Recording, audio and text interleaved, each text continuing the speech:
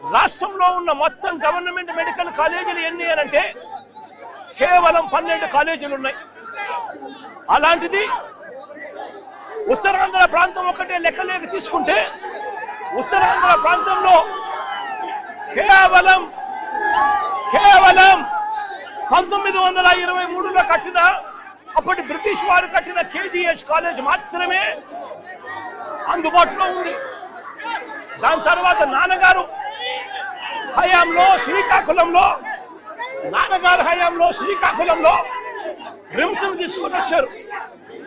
మొత్తం ఉత్తరాంధ్రకి సంబంధించి ఉన్న కాలేజీలు నాన్నగారి పుణ్యాన శ్రీకాకుళంలో రిమ్స్, బ్రిటిష్ వాళ్ళ పుణ్యాన అప్పట్లో 1923లో కట్టిన కేజీహెచ్ కాలేజు.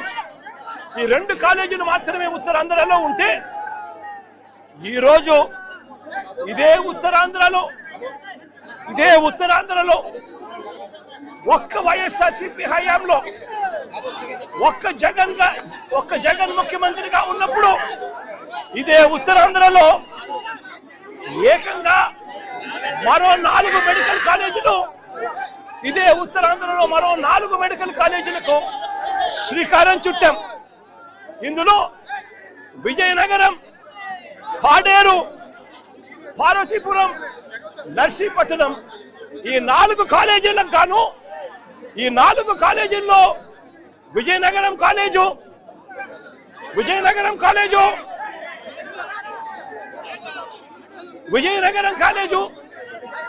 పాడేరు కాలేజు ఈ 2 కాలేజీలు కూడా క్లాసులు కూడా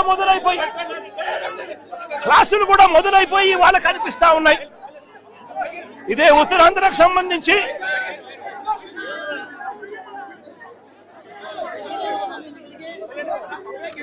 ఇది విజయనగరం సంబంధించిన విజయనగరం కాలేజ్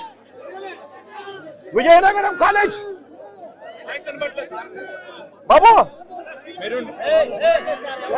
కూర్చో. విజయనగరం కాలేజీకి సంబంధించి ప్రారంభించిన కాలేజ్ 2023లో ఈ కాలేజీ ప్రారంభమైంది. Government medical college Vizianagaram.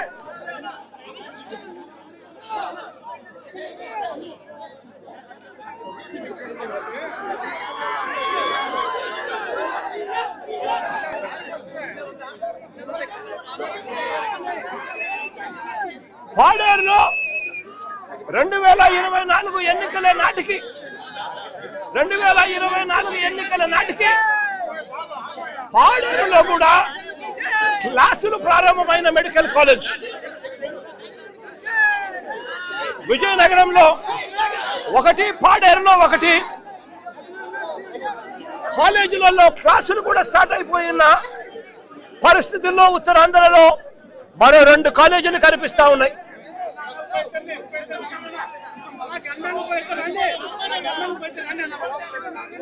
పార్వతీపురంలో నిర్మాణంలో ఉన్న మెడికల్ కాలేజీకి సంబంధించిన ఫోటోలు, దానికి సంబంధించిన టీచింగ్ హాస్పిటల్ కి సంబంధించిన ఫోటోలు కళ్ళ ఎదుట కనిపిస్తా ఉన్నాయి.